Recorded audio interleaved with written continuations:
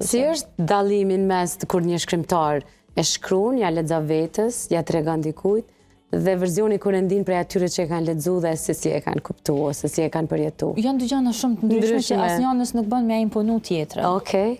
Kështu që nëse Sara kupton një mënyrë, mund flet më shumë për Sarën, edhe kuptoj se çka ka ndoshta Sara në brendi. Po.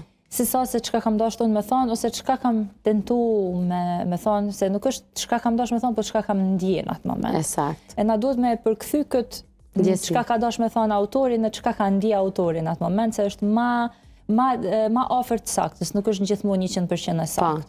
E saktë është vetëm ajo histori që shkruhet bazuar në fakte që është epike pak a shumë, po jo ndjenja si ndjenjë që përkthehet në metafora, figura tjera, do me thonë stilistike. Sado që u njihem për vargun e lirë, edhe për thënien troç të gjanave përmes shkrimit, një kolegi imi tha, pse nuk i kthehesh revoltës, se shkrimin revoltuese ke shumë të mirë.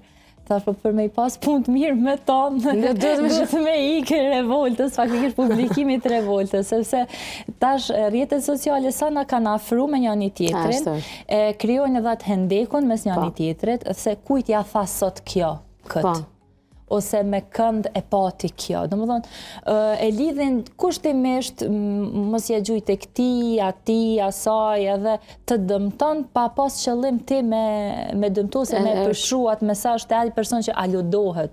Po në fund ditës, kujt i djeg leta maj. Po, kush e ka themi na mizën mas vishi. Leta 3. Leta 3 mizën.